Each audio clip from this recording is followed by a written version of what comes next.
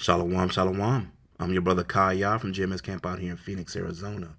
First and foremost, is I want to give us all praise, glory, and honor is to Yahweh, Ba'ashem, Yahushai, Ba'ashem, HaKodash. Of course, I want to give double honors to the apostles and elders that have taught us this truth and rule well. Also want to say shalom to the 144,000. Also want to say shalom to the speckled bird out there. Even though you may look like the heathen, but are not the heathen. Also want to say shalom to the Akwath and to the Akim. See, we go into the fact of letting you know once again that, society is about to crumble. Money is about to be gone. The dollar is about to fold and be burnt up and gone. There'll be nothing that folds, nothing that jingles. And see, this is something also, too, that the government has already planned. This lady goes into it. Once again, for YouTube, this is fair use. Fair use. I'm not making any money off of this. This is for resource to say research and whatnot.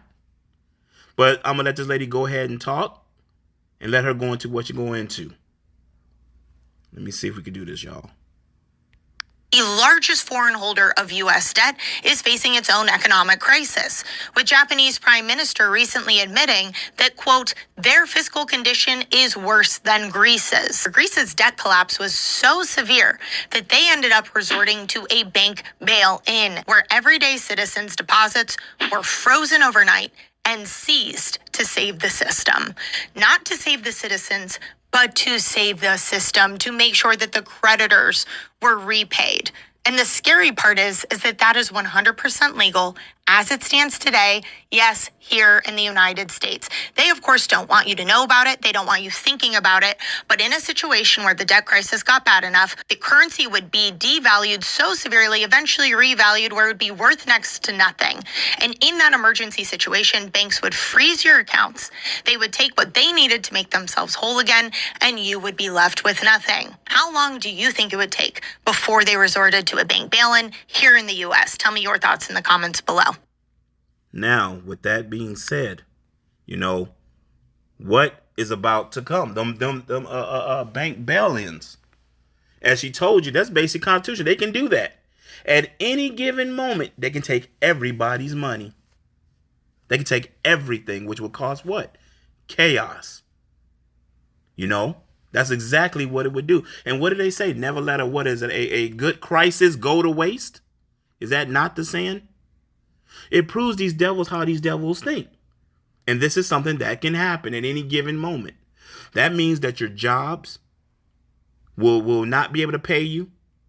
That means that the money will be completely devalued. But guess what? The mortgage, the banks, and all of them are still going to want what? They're going to want some kind of payment for you to stay where you at. Matter of fact, this won't be a very long lesson. It'll be pretty quick. Let's get some scriptures, right, going on to these devils.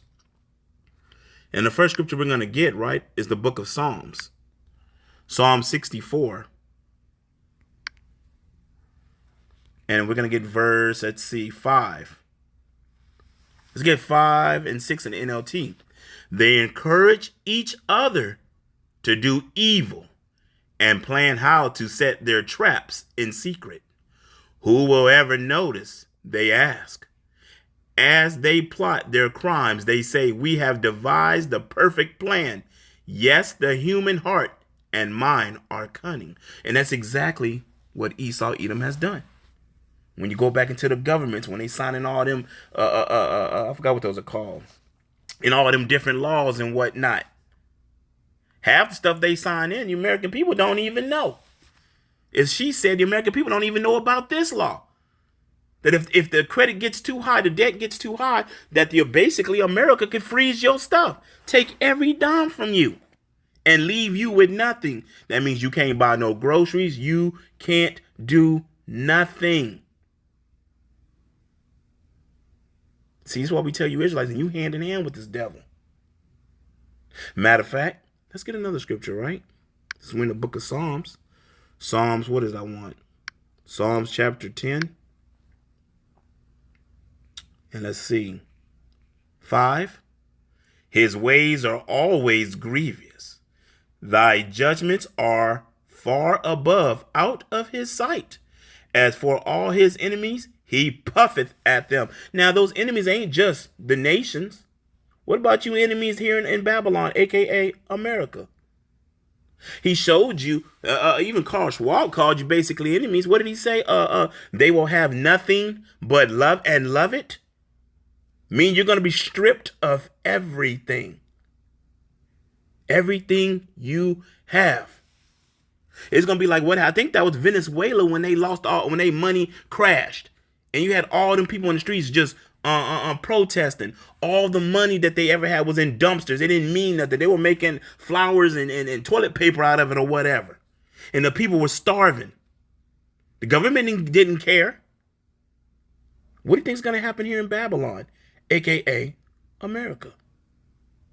So I also mentioned, matter of fact, let's get another scripture, right? Let's get another scripture. What scripture was I thinking? Micah chapter 2 and verse 1.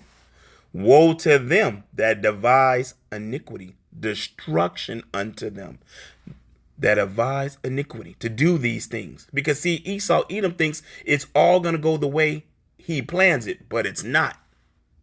Woe to them that devise iniquity and work evil upon their beds. When the morning is light, they practice it, because it is in the power of their hand. Well, see, at the end of the day, they're going to do this sooner than later. And see, at the end of the day, the World Economic Forum, all these different platforms have told you what they're planning on doing. Even the rolling blackouts, they telling you. But see, everybody in Babylon here in AKA America is too busy with what? Bread and circus. The bullshit. What's going on with Chris Brown and all these celebrities? Why Esau's writing in all kind of stuff. And telling you little here and little there what he's about to do. His evil plan. You know, I mentioned about jobs, right? Because don't forget, what is that? Even though ain't nobody said nothing about it, them tariffs. Remember that? That's going to affect everybody's jobs too. See, you got to see the plan. You got to see what they're doing. Matter of fact, what is that about the job? Ecclesiastes, right? I think that's 12 and 3. So what happens? What's going to happen when you ain't got no money coming in? What happened when they do this? This is Ecclesiastes 12 and 3, right? In the day when the keepers of the house shall tremble, and the strong men shall bow themselves, and the grinder cease, because they are few, and those that look out of the window be darkened. The grinders are the jobs. There will be no jobs.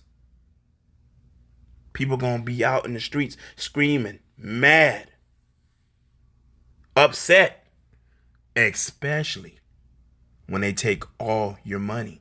Crash the dollar, take all your money before crashing the dollar. Now you out there screaming with nothing. Now let's just say you got money in your back pocket. It don't mean nothing. It ain't nothing but toilet paper now. You might as well just burn it. It ain't gonna do nothing for you. You ain't gonna be able to get no gas. You ain't gonna be able to do nothing. But didn't he always say, don't let this chaos go to waste, to say? Because you got to understand what he's about to bring in. We keep telling you what he's about to bring in. So when they crash the system, when these bailouts and all this stuff fail, and the credit system come and they snatch everything, when the lights go dark and then they cut the power back on, you ain't got no job. You know where it's headed. We tell you. Revelations 13, when the lights come back on, this devil gonna come with this. Revelations 13, verse 16 and 17, the RFID microchip. This is Revelations 13. Let me see. And I'll start at verse 15. Let me see. Matter of fact, 16. We'll start at 16. Revelation 13 and 16. And he causes all, both small and great, rich and poor, free and bond, to receive a mark in their right hand, or in their left, or in their forehead, and that no man might buy or sell save he that had the mark. Going right back to what? The RFID microchip. Think about it. Crash the system, take the money, cut the power off for a while.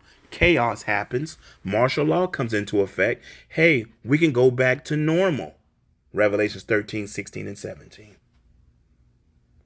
But see, while chaos is happening also, too, remember second Esdras. Matter of fact, we'll get that too. Because these are the things that are about to come. Going right back to Jeremiah 30 and 7. Jacob's trouble. Matter of fact, what was I saying? Second Esdras.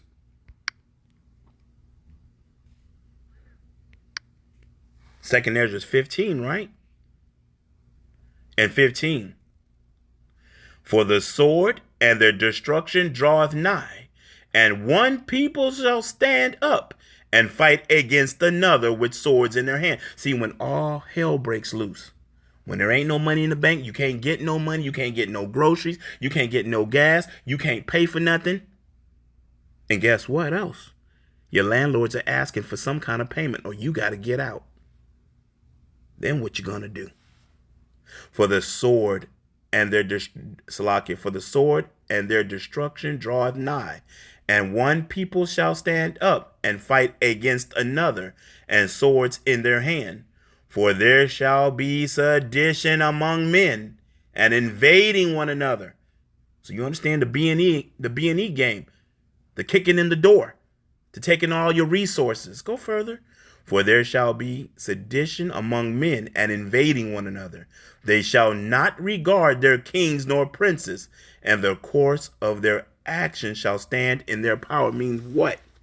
They're not going to care about what the police says. The people are not going to care about what the government says, because they're already against the government. They're already in anarchy mode. Nobody's trying to listen. They're trying to survive. Esau Edom knows what he's doing. Do you see? Going right back to Jeremiah 30 and 7. And once again, verse 17, a man shall desire to go into a city and shall not be able. Because what do you think is going to happen? When all hell breaks loose, they're going to call in what? Martial law. New World Order, martial law. Checkpoints closed. You can't go from one city to the next. Because guess what? It's going to be locked down. For because of their pride, the city shall be troubled. The houses shall be destroyed, and men shall be afraid. A man shall have no pity upon his neighbor, but shall destroy their houses with the sword and spoil their goods because of the lack of bread and great tribulation. Now, do you see the domino effect? Do you see it? See, that lady was just telling you, you might say, well, it happened in China. She just told you it can happen in America too. It's just when. It's just when. Also going back into, what is that, Second Esdras 6 and 22? For the storehouses shall be found empty. Tell me all the stuff that's about to come real soon. Second Esdras chapter 6 and verse 22. And suddenly shall the sown places appear unsown.